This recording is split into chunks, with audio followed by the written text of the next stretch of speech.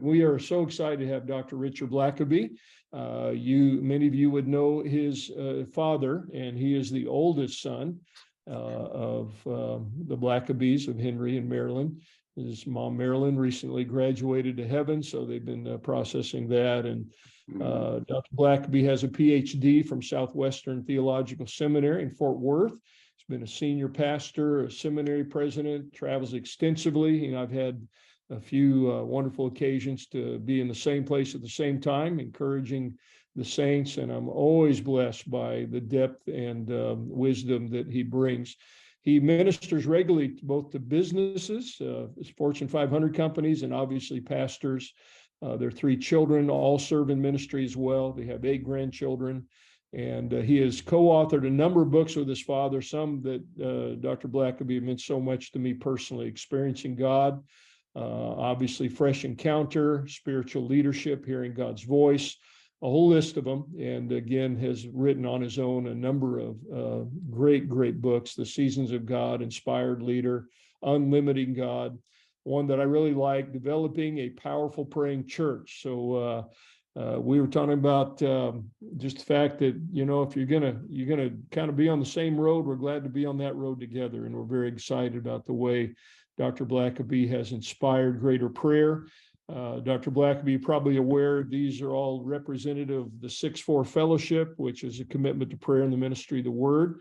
And we have pastors from 45 countries who regularly receive resources and have opportunities to pray together and continue to really lead their churches to become a house of prayer. So this is fertile soil for you, I think. And we're just so thrilled to have you.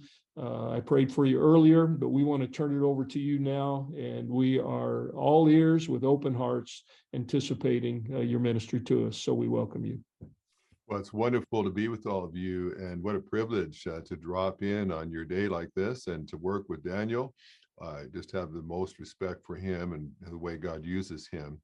I wanted to just begin perhaps by something of a bit more of a sobering experience I had a number of years ago. I used to be the president of a seminary in Canada, and every year I would have students coming up to me, and they would excitedly be telling me about the dream, the vision that God had given them.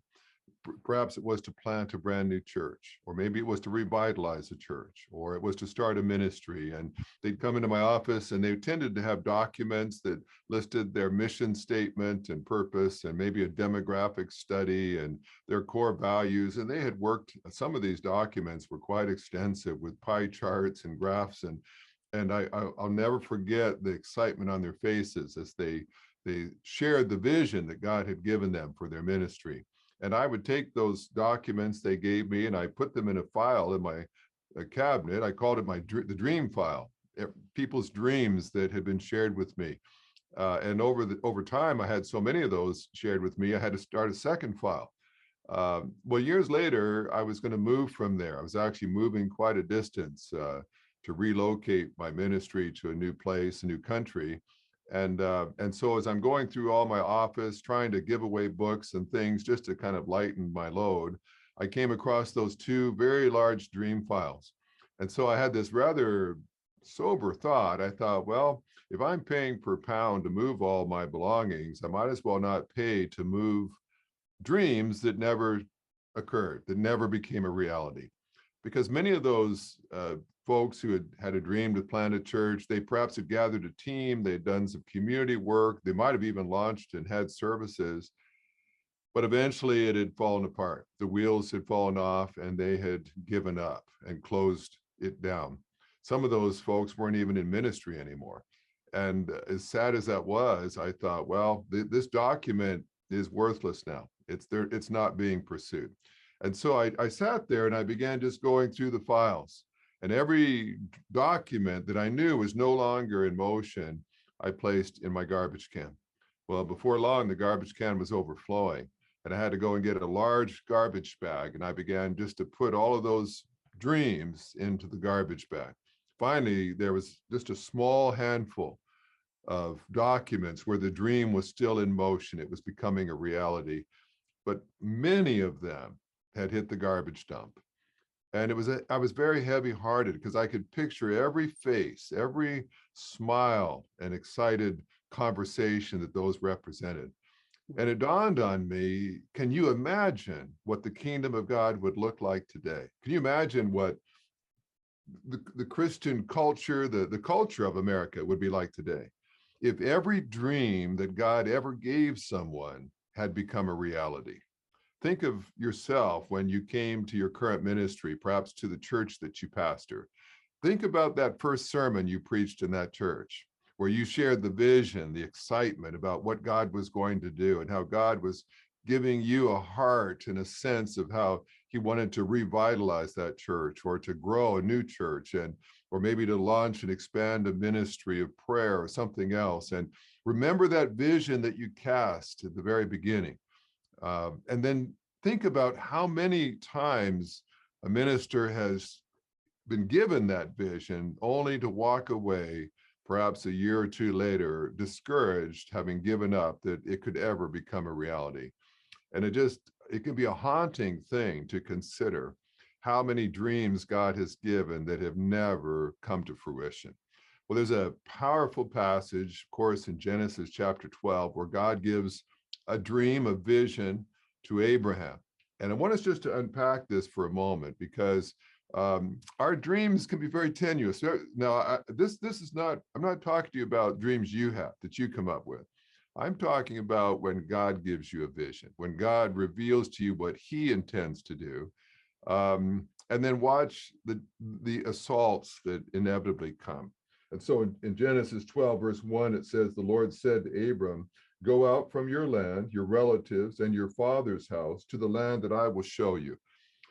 It's a provocative, exciting, scary vision. In that day, you didn't leave your family. That was your only support network. He was being asked to go somewhere. And as we know, he's not even told exactly where he's going. He's just told, pack your bags, start walking, and I'll reveal to you as you need to know where you're going. He says, I'll take you to the land that I will show you, and I will make you into a great nation. I will bless you. I will make your name great, and you will be a blessing. Now, he says a lot of things there, but I want you just to notice. One, he says, I'll make your name great, which means I'll grow your character. He says, you're going to begin walking with me on this mission, but you're not yet the person I need you to be. You've got enough character in place to begin the journey, but you don't have enough character to finish the journey yet. So I'm going to make your name great. I'm going to take you through some experiences that will grow your character. But he also says, and you will be a blessing. In fact, he goes on in verse 3 to say, I will bless those who bless you. I will curse anyone who treats you with contempt, and all the peoples on earth will be blessed through you. Now, I want you to understand, when you fulfill God's purposes for your life and your ministry, people will be blessed. God never uses you simply to bless you. God works through your life and your ministry to bless others. And so when you are fulfilling God's purposes, others are blessed. But conversely, when you surrender the dream, when you give up on what God assigned you to do, others miss the blessing because you're no longer fulfilling what God assigned for you to do. It costs others for you to surrender the vision that God has given you. And that's why it's so crucial that we guard that vision, that purpose God has for us. And we do that by the way we walk with him. And so you notice verse 4, it says, so Abram went as the Lord had told him. And that little word so in the English language just involves two letters, very small. I doubt you've probably heard that many sermons about the word so, but you're going to see that word at least twice in this passage.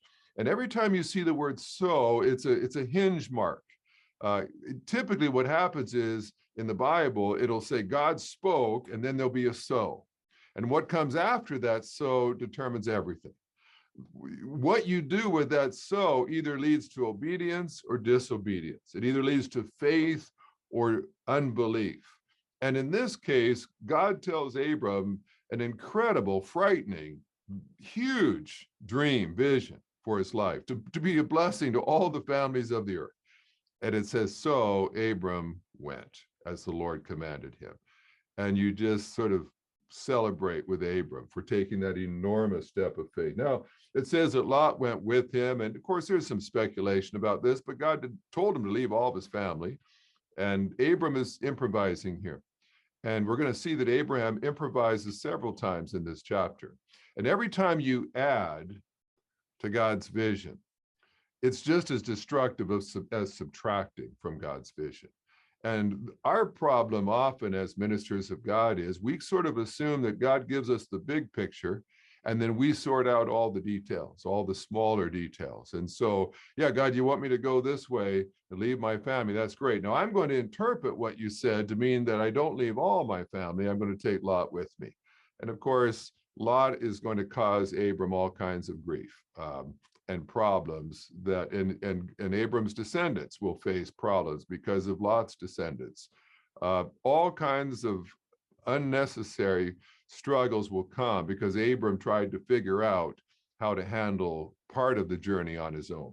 What you notice with Abram is as long as he's walking in step with God, miracles are taking place, progress is being made. The moment he begins improvising and taking matters into his own hand, there's usually trouble brewing not far away. It says that Abram was 75 years old. And I just have to say, a year ago, I turned 60.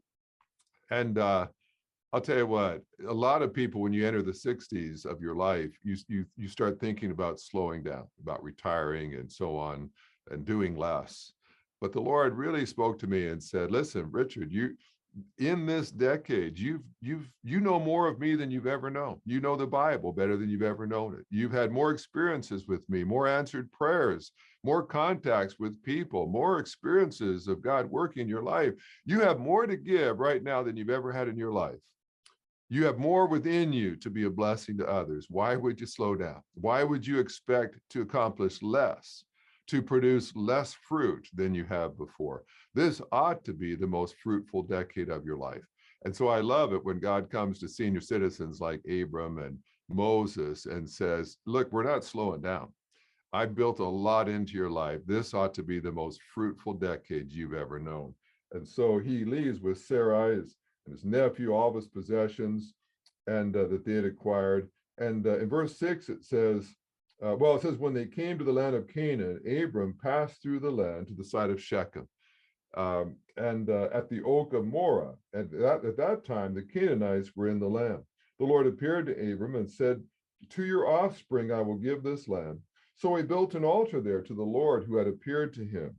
And so what you notice with Abram is he enters from the north of Canaan and he's making his way south. And by the time he gets to Shechem, he's about in the middle of the country, and he builds an altar. My dad calls this building spiritual markers. Every time that you hear from God, every time God makes his will clear to you, you sort of rein in a moment, you build a monument or an altar of stone that you can go back to, that you, every time you see it, you remember what God said, what God promised. You recall the encounter you had with God. And so if life gets confusing as you move forward, you can always look back and remember what God said. Now, of course, we can do that with a spiritual journal, with all kinds of things, but mark down when God speaks clearly to you. When God called you to the ministry you're in right now, did you clearly build an altar there, a spiritual marker, so that when you begin facing crises and critics and other things, you can go back and say, I'm not sure I even want to be here now, but I remember when God called me here. I remember when God gave me a promise about this place. And so he builds an altar there and he has an encounter with God. And then it says in verse 8, from there he moved on to the hill country east of Bethel and pitched his tent with Bethel on the west and Ai on the east. He built an altar to the Lord there, and he called on the name of the Lord. So what you see is step by step, Abram is walking in sync with God's timing, God's leading. And he doesn't just have one worship experience. Every stage along the journey, he's taking time to keep his focus on God, to make sure, God, am I on track still? Am I where you want me to be? Am I doing things how you want me to be? God, I want to be that blessing. So help me to make sure I do things your way. And so it says in verse 9, then Abram journeyed by stages to the Negev. It wasn't just one quick journey down the Autobahn. It was a process, step by step, with all of his flocks and herds. And each time he got to the next stage, he stopped again, built an altar. And I love that picture, that cycle of Abram walking with God. In the New Testament, Jesus would call this abiding in Christ. Just never getting beyond where Christ is walking, where he's leading. Just staying in communion with him, listening to his voice, heeding his guidance. Go to the left, go to the right, stop and make camp here. Now break camp and move forward. And as long as he was walking in sync with God's guidance, it's beautiful, it's powerful, it's tranquil, it's peaceful. But then you get to verse 10. It says there was a famine in the land. And of course, in this ancient world, famines were devastating. Famine could wipe out an entire family. There was no government assistance, no food banks, no ministries to the poor, to the needy, to the hungry. A famine that was severe could be devastating. And the common wisdom of the day was, if you're in a famine, get somewhere where there is food. And of course, Egypt was the breadbasket of the ancient world. It didn't depend upon rainfall because it had irrigation from the Nile River. And so when everybody else was suffering from famine, the Nile River could help people still grow crops along the edge of the river. And so that was considered common sense at that time.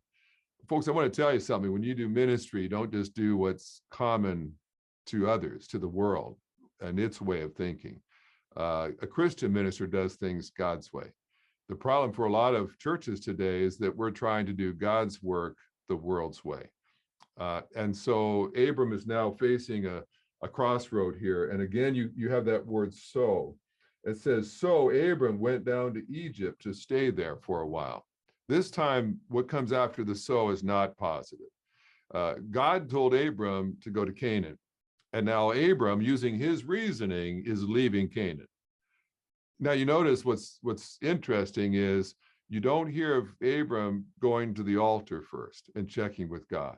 In fact, the entire time Abram's in Egypt, you never hear of him building an altar. You never hear of him praying and seeking God. It's almost as if he said, God, as long as things are going well, I'll just kind of stroll along with you and I'll build altars and worship you. But when the crisis comes, then all of a sudden I've got to take the wheel. God, I can't trust you with this church at this point. God, with a pandemic like this, I'm going to have to just make some hard calls on my own. With an economic downturn, God, or with opposition in the church. When I was preaching my inaugural sermon and I was in the honeymoon period, that was fine, God. You could guide all you wanted, but now I think I better make some decisions myself. And so he goes down to Egypt. And it says for a while. How many people have left God's will thinking it was just for a while? I know God wants me in Canaan, but I'm going to go down to Egypt just for a short time. I'm going to just take a break for a short time. I'm going to stop doing what I heard God tell me just for a brief period. And then God, I'll get back to you soon. And then sometimes those periods can last a long time. Now, I don't know why God allows his servants to face famine. Abram is only in Canaan because he obeyed God's will. The only reason he's enduring a famine right now is because he obeyed what God told him to do. And that has to be one of the most confusing things in ministry. When you've done what God told you to do, and then troubles arrive. Have you ever obeyed what God asked you to do, and then life and ministry got more difficult instead of easier? Problems arose because you obeyed. That's always a confusing experience for a servant of God. I thought that when I was in God's will, doors opened, people were grateful, but instead it seems as I've been walking with God, doors seem to be closing and the critics seem to be mounting. And so Abram goes to Egypt, it says, for a while, because the famine in the land was severe. And when he was about to enter Egypt, he said to his wife Sarai, look, I know what a beautiful woman you are. when the Egyptians see you, they will say, this is his wife. They will kill me, but let you live. Please say you're my sister, so it will go well for me because of you, and my life will be spared on your account. This is, at this point, the lowest point we've seen of Abram. He is so self-centered at this point. You notice all the pronouns? My life will be in danger. I need to be saved. Do this to save me. They're going to kill me. He's thinking of himself, and he's making decisions in fear. I'll tell you what, the moment you begin leading in fear instead of in faith, you know you're in trouble. If you're reacting out of fear of consequences, fear of people, you know that that's going to quickly take you out of God's will. Every step of leadership ought to be done in faith, not fear. And now he's basically throwing his wife under the bus to look out for himself. You read this account and you think, how's God going to build a patriarch out of someone like this? But you realize God said, I'm going to make your name great. In other words, sometimes God lets us experience famines in our ministry because he's trying to grow us. We think, well, God, with this famine in my ministry, I've had to cut back what I do in my church. We don't have the money to do what we used to do. God, we're losing people right now. Don't you want my ministry to grow and to thrive? And God might say, well, I do, but right now I'm making your name great. I'm focusing on building your character so that you will be a man of faith, a woman of faith one day as well. And so he throws his wife under the bus, and it says when Abram entered Egypt, the Egyptians saw that the woman was very beautiful. Pharaoh's officials saw her and praised her to Pharaoh. So the woman was taken to Pharaoh's household. He treated Abram well because of her, and Abram acquired flocks and herds, male and female donkeys, male and female slaves, and camels.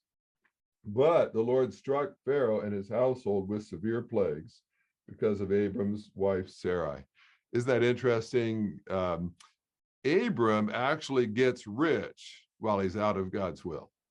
Isn't that ironic? He prospers. And by the way, is it possible for your church to be growing while you are out of God's will? Could it be that you built a brand new facility while you were not doing things God's way? Could your giving be up even as you are drifting out of God's will? You could be. Don't ever think that just because money is good, offerings are good, that you're pleasing to God. Abram had never had such financial success while everything else in his life is completely out of sync with the will of God. His wife is trying to fend off the advances of Pharaoh. Plagues are coming down on Egypt, but Abram is enjoying the riches that seem to be just flowing in. And God had said, Abram, when you're doing things my way, everyone will be blessed. But at this point, no one's being blessed. His wife's not being blessed. The country he's in is not being blessed. The country he was called to is not being blessed. Abram is being seduced by the wealth coming in, and he's not taking a spiritual inventory to say something is not right. And I have found with folks that when you get your eyes off of God, you begin to see what people are doing, but you lose sight of God. I remember going to a meeting one time and speaking, and afterward a pastor came up to me and he said, Richard, could I take you to dinner? I'd like to talk to you. And so we did. We got to a restaurant, and I said, well, tell me about what's happening in your church. And he began to tell me, and it took an hour to tell me. He told me that when he first came to the church, he had a vision of what God was going to do. He was excited, but very quickly he learned that he'd inherited some staff that were not wanting to do what he asked them to do. There was trouble with the youth pastor, a worship pastor, and he were not aligned in the philosophy of where they were going. Some of the deacons, he was afraid were carnal, perhaps not even born again. The economy had a downturn. The mayor of the city was being resistant to some things the church wanted to do. And for an hour, he told me of all the problems facing his church. I had eaten my entire entree while he's telling me about what's going on with this church. Finally, after an hour, I'm done my entree. I'm looking at the dessert menu, and his food is cold. He finally turned to me and said, well, wouldn't you be frustrated if this was your church? And I prayed. I didn't want to minimize the pain he was suffering. But I said, my brother, it breaks my heart to hear all that you're going through. But I said, I just want to point something out. I said, I asked you what was happening in your church. You've taken an hour to fill me in on all the details. But I said, in this entire hour, you have not mentioned God one time. Now, I said, that doesn't mean that all those problems aren't happening, but you have to put all those problems on the same table that you put God on. And when God is present, it changes the perspective on all the problems. But he had been derailed from keeping his abiding in Christ, his view on God. He'd stopped going to the altar, and he'd begun to look at all the things that concerned him. And it had derailed him, and he'd ended up in Egypt without even knowing he'd gone there. And so Abram has gotten his eyes off of where God was guiding him, and suddenly he finds himself not even in the land that God promised him. His wife is not even living with him; she's in a harem, and Pharaoh is suffering the onslaught of severe plagues all over his land. And finally, Pharaoh comes to Abram and says, "What have you done? What have you done?" Can you imagine when the world rebukes God's people for their conduct? I thought you were someone who did things God's way. You lied to me. You brought curses upon me. Take your wife, get out of here, leave. We don't want you here. The very man who's supposed to be a blessing to all the peoples of the earth. And now Pharaoh is saying, you've been a curse, not a blessing. But I want you to see what happens, because when Abram took his eyes off of God, he found himself in a strange place, experiencing cursing, not blessing. But what does Abram do? If you keep reading into chapter 13, he makes his way back to Bethel. He goes back to the last place he clearly heard God speak, when he was walking in close fellowship with God. All he knows to do is go back to the last place that he was in communion with God. And sometimes we just need to make our way back to Bethel. And I'm so grateful that there's a gracious God, always willing to welcome us back. I was with my dad at a conference a couple of years ago, and it was always amazing just to be with my dad, because just a steady stream of people would come up to him and have to tell him their story. And one man came up and he said, "Henry, when I was a young pastor," he said, I went to my first church. I was just doing everything I knew to bless this church, to grow it, to address its problems. But that caused some people some frustration with me. They didn't like the changes I was making, and so they banded together and got me fired. They cut off my income. There was no severance. No, my insurance was cut off. I was told to vacate the parsonage with my family. He said it was the worst experience of my life. And he said, I had a friend that was just starting up a company. He asked if I wanted to be his executive vice president. And I said, yes. He said, I began to make more money than I'd ever made in my life. The business was very successful. And I just thought to myself, I've had it with church work. I'm going to just embrace a good living, take care of my family. But he said a couple of years later, my church I was going to went through the course Experiencing God. And in that course, you begin to trace your spiritual markers, where God has taken you, what you clearly know God has said. And he said, as I was doing that one day, he said, it dawned on me, God had never released me from my calling as a pastor. Somehow God had begun the journey with me as a pastor, and I found myself in Egypt. And no longer was I even considering where God wanted me to be. And then I'll just never forget, the man just became overwhelmed with emotion. And he couldn't even talk anymore. You could tell he was fighting back, just beginning to weep. And he just grabbed my father and hugged him and said, I'm a pastor again. This man had made his way back to Bethel. He'd gotten off in Egypt, but he found his way back to Bethel, and he refreshed his call. God welcomed him back and said, are you ready to do things my way? I don't know where you are with the vision, with the dream that God has given you, but I want you to know the only way you'll ever see all that God intends for your church and your ministry is if you go step by step, stage by stage, altar by altar, as God leads you. And there's just a rhythm of life and ministry that is involved when you don't get ahead of God. You don't start making decisions apart from God. You just keep on following the guidance step by step, as God says, just follow me and I'll show you where to go. But our temptation is always to come up with our own plan, to begin to develop our own sense of what would be good and what would be effective. My dad used to always say, if I have a plan that makes perfect sense to me, I suspect it didn't come from God, because God's ways are not our ways. His thoughts are not our thoughts. And we love a plan that makes perfect sense to us. And we draw upon all the wisdom of God. But God doesn't want us to build the church the world's way. He wants us to build it his way. And the only way to do that is to stay in step with him, step by step, as he guides us to be a blessing to all the nations of the earth. By the way, if you read into chapter 13, after he goes to Bethel, remember what happens? His shepherds start having a conflict with Lot's shepherds. There's not enough pasture land for both of them. And so what happens? Abram, as the uncle, ought to be able to pick the best land. Here's fertile valley land over here, and there's arid desert over here. Abram should obviously get first choice of the good land. But what does he do? His whole character has grown, hasn't it? And he used to live in fear. He used to always worry, what will happen to me?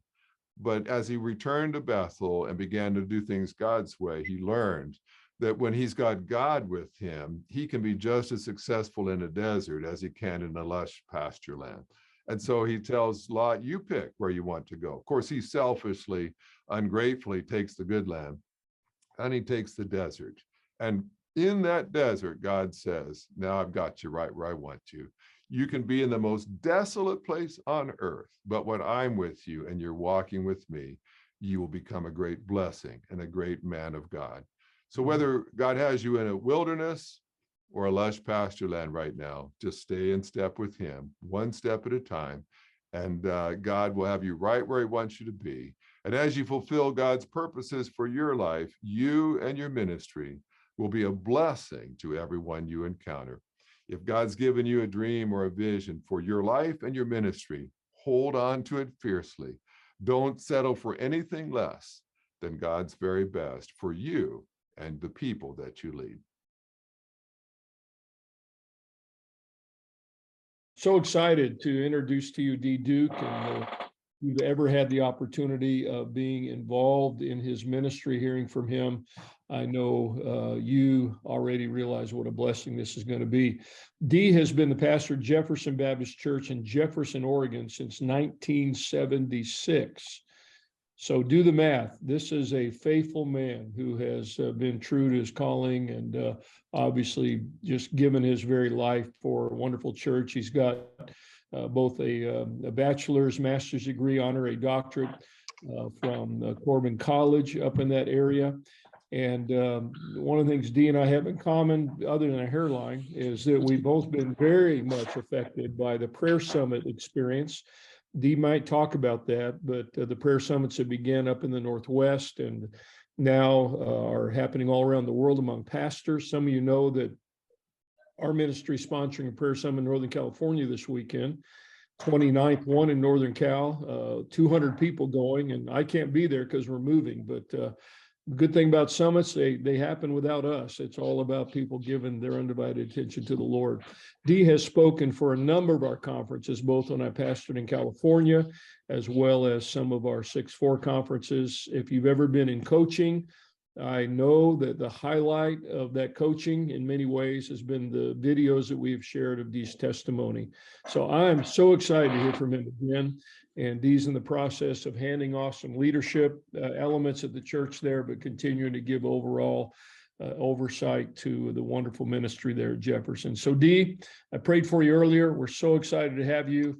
And so take it away, my brother, and thank you so much for your time today. Good to be here.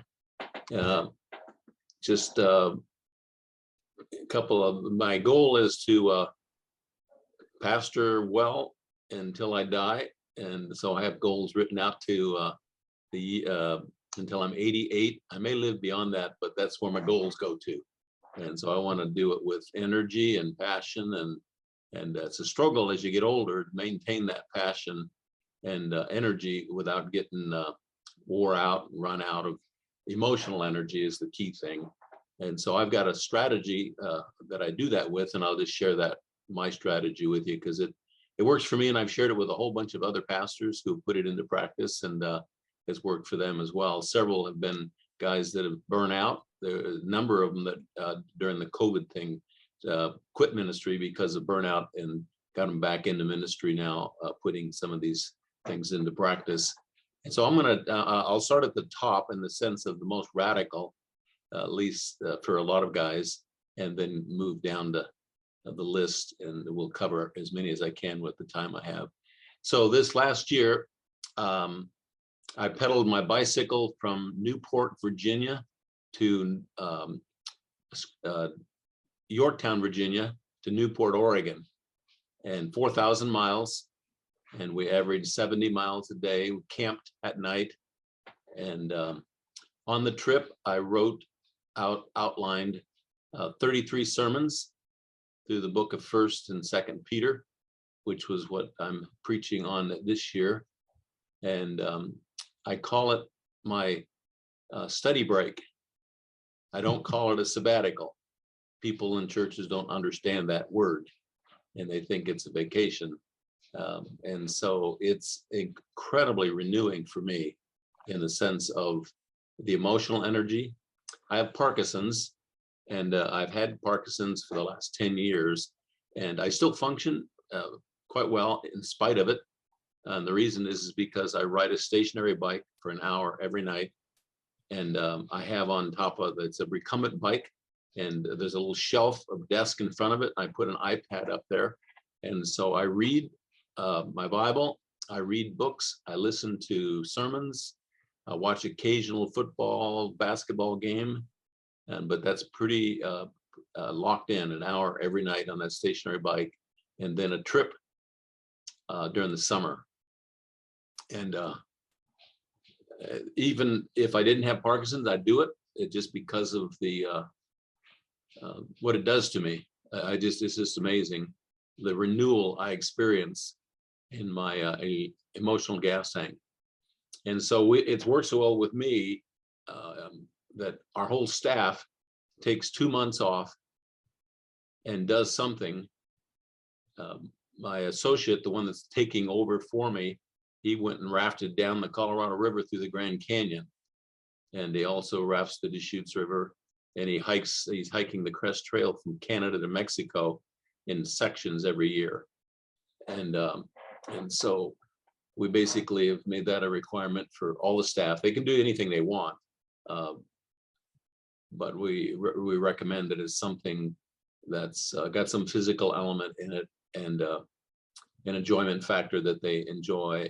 And so they all do something different. But and then we read and study on the trip. Now, riding a bicycle, I listen probably to 5 sermons every day.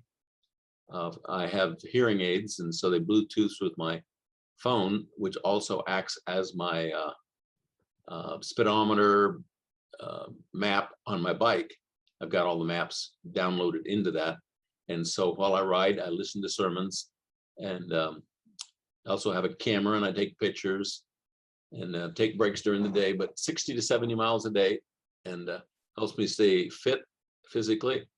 But the main thing is just the emotional gas tank gets filled up. We have a wood stove in our house. That's the only heat we have. And so every morning I build the fire, and then during the course of the day, we don't live too far from our house here. I buzz home, put wood in the fire. And so 2 things I tell guys: you need to know how to build your fire, and you need to know how to keep it burning. And so that's what I call my emotional gas tank. It's my inner fire. It's what drives me. And if I let it go out, then I get depressed. I get discouraged. I lose my energy. I lose my vision. It's just a difficult place to be. And in ministry, and you all know this, you put out a lot of emotional energy. When you're preaching, you're not only giving information when you preach, but you're also giving energy.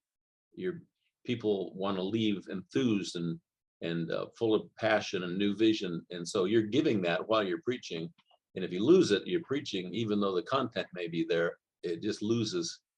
It's what the oomph, I call it, the passion, the motivation. And so I want to stay motivated. I want to stay on fire. I want to stay hot, enthused, and I want people to catch that from me when I'm preaching and teaching and leading. And as you get older, I'm 74 now. I've got Parkinson's. And so energy is a big, big deal in the sense of I can lose it fast. And it takes systematic renewal to make that, keep that gas tank full. So a couple of things. One is you need to know when your gas tank's getting down to empty. And with me, there's certain signs. One of them is I sort of lose my humor. I don't tell as many jokes. I don't laugh when other people tell jokes, and I just get a little bit more grumpy, and I can feel it. And so when I start losing that, I need to make sure that I get it renewed, so I know how to do that. And one of the things for me and many of the guys I coach is finding some kind of a hobby that gets you, that causes you to focus on it, so that you get your brain away from the things that tend to suck the energy out of you. So I have three things. One of them is riding a bicycle. Second one is I restore old cars. And I'm right now doing a 69 Mustang, and I've just about got it done. And then after that is a 1950 Ford Club Coupe with a flathead V8 in it. And I recently finished a 1949 Ford pickup with a flathead V8 in it. And so I've always got an old car that I'm restoring. And it's just there's something about that my brain doesn't think about anything else other than what I'm working on with my hands. The other one is fishing. I love to fish. I fish for steelhead. I fish for salmon. I fish for sockeye salmon. I fish for smallmouth bass. I fish for kokanee. Just about anything that swims, I fish for. And I have owned 4 boats and 73 fishing rods, 2 downriggers, and 3 fish finders. I don't need all that, but sometimes, you just go to a sportsman show and you just think, man, I've got to have this. But fishing is another thing that it's physical, it's outdoors. And when I fish, I don't think about anything other than fishing. One of the mistakes I made one time, my wife says, "Why do you like to fish so much?" I said, "Well, because it just makes me, it just fills me up full of energy." And she's asked why. I said, "Well, because I think it's because I don't think about anything else but fishing." She says, "But you do think about me." And I said, "No, I don't even think about you while I'm fishing." I should have lied right there. But anyway, I'm just focused on it. And so when I go fishing, I get it works really well. I'm going this Thursday over in the Siletz River in Oregon, fish for steelhead all day. And then I'm going up to Alaska for a couple of weeks of fishing. I actually am a guide up there now, unofficial, but I fish for sockeye salmon, for king salmon, and for halibut. And I thoroughly enjoy that. I'm going to row my drift boat out into the ocean for 1 mile. People are saying that's not very safe. Well, I'm only going to go a mile, and I'll do it 2 hours before, 2 hours after slack tide. So there's minimal current, and I'm going to fish for halibut, and then I'll row back in. And it's a sort of a new adventure. And I got it from guys who do it with these kayaks, but I don't like kayaks. They're too uncomfortable. So I'm going to do it with my drift boat. I like to build boats. I've built 4 boats. And but the key thing is I do things with my hands. I do things that require focus, and I systematically, that is, I keep track of the time that I get away on a weekly basis, a monthly basis, an annual basis, where I'm away from ministry. And the first time I went and did this trip, it was right when I was diagnosed with Parkinson's, and I was just super depressed. I figured life was over in the sense of what I could do. And so I decided to do a bicycle trip that took a month. And I went on the trip, and when I came back, my elders said, "You're just a different person. Whether you need to or not, for Parkinson's, we want you to do this every year." And so I said, "Oh, all right, I guess if you want me to, I'll do it." And so I faithfully do that. And I've coached a lot of guys to do it. And the main thing I tell them, don't call it a sabbatical, call it a study break. Because you want people in the church, leaders, to be positive about it, and they'll see the change. They always see it in me. But I blog every day on the trips, and I have everybody in the church read them about what I experience on the trip, the dogs that bite me on the bicycle, and just the joy I'm feeling, the enthusiasm I'm feeling, the sermons I'm writing. It's just and so people read that, and they very much enjoy seeing me at this point in my life, having fun, enjoying myself, being enthused, and they recognize it'll pay dividends when I get back. I'll read my notes here. Some other things. Let me just read a couple of verses to you. You know them. Galatians 6:9. Let us not lose heart in doing good, for in due time we will reap if we do not grow weary. 2 Thessalonians 3:13. But as few brethren, do not grow weary. That's the command. Do not grow weary. And then Hebrews 12:3. For consider him who has endured such hostility by sinners against himself, so that you will not grow weary and lose heart. And that's an occupational hazard, this weariness, which is just emotional energy being gone, just getting to the point where you're tired, you don't care, you want to quit. When I first started pastoring, I quit every Monday, and I don't know how many guys shake their head. Yeah, that was me. And but it was just this weariness that we experience, and so I've just got this routine. Another key thing for me is I have to make sure I maintain my spiritual disciplines every day, without fail. I read the Bible. I read 14 chapters a day, and sometimes people say, "Well, that's a lot." Well, I'm a professional. I say I teach the Bible, so I ought to read it faithfully, and it only takes me 30 minutes to 40 minutes to do that. But I do it while I'm riding my stationary bike. And I also spend 30 minutes in prayer by myself, and I pray corporately with our church family almost 3 to 5 hours a week. And that is a really, really important time for me. Right now, we're in our what we call our 5 days of prayer. We do it 4 times a year. We pray 10 hours a day for 5 days, and 5 to 10 in the morning, 5 to 10 in the evening. And during this 5 days, I'll pray 40 hours and 8 hours a day, 4 in the morning, 4 in the evening. And it is amazing how uplifting that is for me, how much it fills my gas tank. And I have a legal pad in front of me, and I write during the prayer time, because my brain just seems like it shifts into high gear. And the ideas I get, the visions I get, the ministries, things that pop into my head, sermon ideas, I just almost write. If I'm not praying out loud, I'm listening to others, but I'm also writing. And it's just a great, great time of being renewed, sitting in that prayer room, listening to people pray. And then just I'm just convinced that there's a great sense of God's presence there. And the result of that is all that happens in my head. One of the things that for me is my kids. I have 8 kids and 29 grandkids. And so we spend a lot of time visiting and doing things with the kids, and they always fill me up. And I memorize Bible verses. I've got 800 of them memorized now. And a key thing is what you think. When I was a kid growing up on the farm, we'd get up and milk at 4 in the morning. And then we would, during the summer, we would put in 1,000 bales of hay. Then we would milk in the evening, and we'd walk into the house, and my dad would say to me, "Are you tired?" I say, "Yeah, I'm tired." He said, "Best feeling in the world, best feeling in the world. And don't ever feel sorry for yourself when you feel tired." So I grew up with a dad that was very, very positive in regards to hard work. And he'd say, "You busy? It's the way you ought to be. That's the way life's supposed to be. And so don't ever think negative about being busy," he'd say, "or being tired." So with a lot of guys that I talk to, it's the way they think.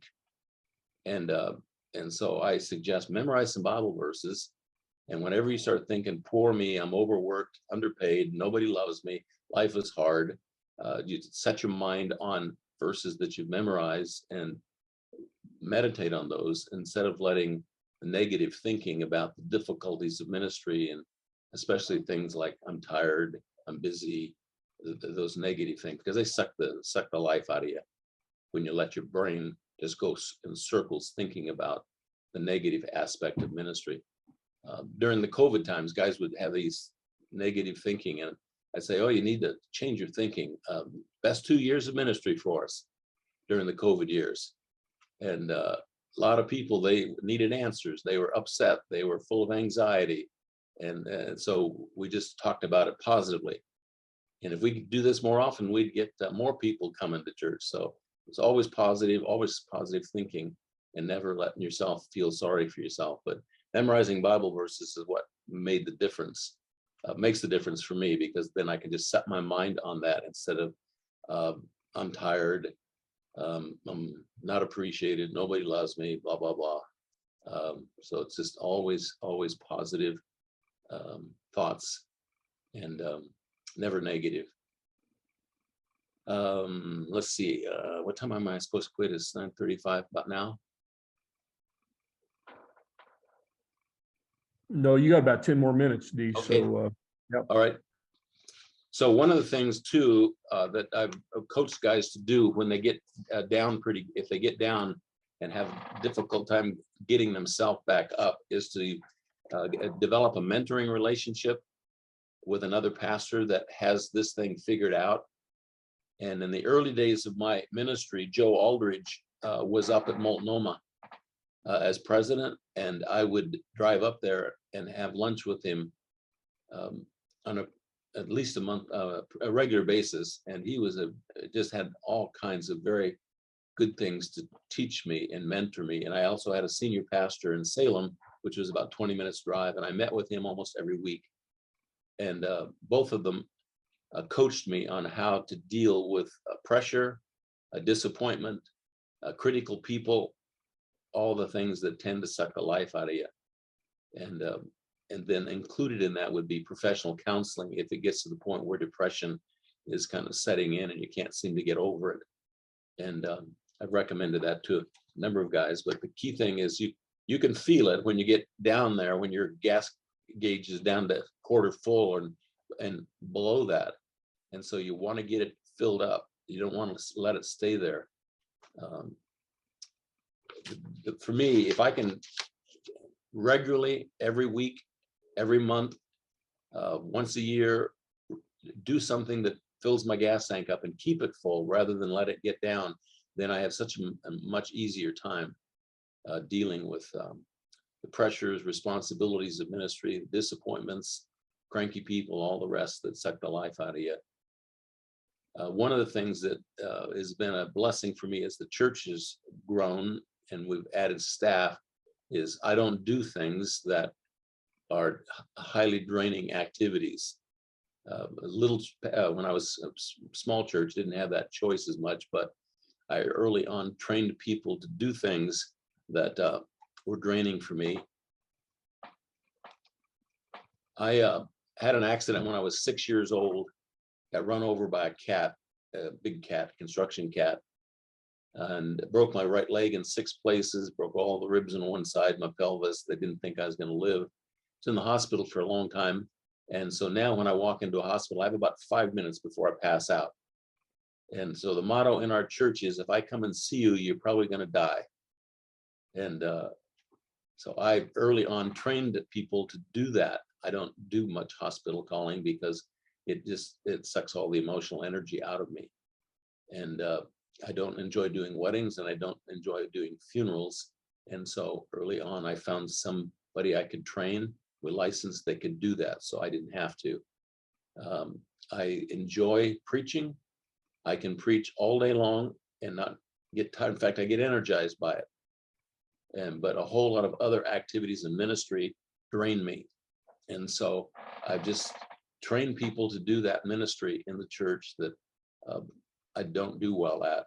And it's one of the reasons I think I'm 74 now, and I've got vision goals until I'm 88, and I'll probably go beyond that. But it's because I have train people to do the things that I'm not good at, that I don't enjoy, that drain the energy out of me. And then I teach every chance I get. I teach small classes, accountability groups, workshops. I'm now pastoring another church besides here, and it's a small church. The pastor left, and so I took it over, and I'm going to pastor there 2 to 5 years. I'm training a guy to take it over, and so when he gets good, I'll leave. But I'm almost always doing that now. I have a small church that I'm working with along with the church here, and it's somebody's mentioned that it seems like I'm doing a lot. And I say, well, I'm doing a lot, but I'm only doing the things that that I'm gifted at and that give me energy rather than take it. And I was talking to a fellow who's pastoring a church of 70, and he says, well, I can't do that. I said, yeah, you can. I said, there's churches all around you that got staff. Talk to them and see if their staff, every church has staffs that they want to preach and they don't get to, or they want to do this, or they need some extra money. Just find some people around you to help out, and you can take a break, take a 2-month sabbatical. Oops, I use that word. Never use the word sabbatical. Summer study break, and you'll just keep running the race with endurance, clear up until you're 100 years old if you live that long. I can the feeling of being physically tired is fairly easy to measure. The feeling of being emotionally tired, exhausted, is also easy to if you begin to think about it. And so I journal, and I'll keep track of my emotional enthusiasm level, and I work at keeping it up. And so I'll take a day to go to the coast to study all by myself. I've got a couple of people with summer cabins. They let me use them. I'll take a day here and a day there just to go. And I always study, read while I go, pray. But I just get away from things whenever I need to. And it's, I never go and sleep. I go and study, though I do sleep as well. But I get away and I fish, and I work on my cars, and I ride my bike. And I do it as much as I need to keep that energy level up. And so I'm always full of passion. My fire is going, and I can feel it, and everybody around me can feel it. But it's systematic, it's strategic, and I know exactly what I need to do. I've become a good mechanic of my own body and the emotional energy. All right. Thank you, Dee. We appreciate you taking your time out to be with us.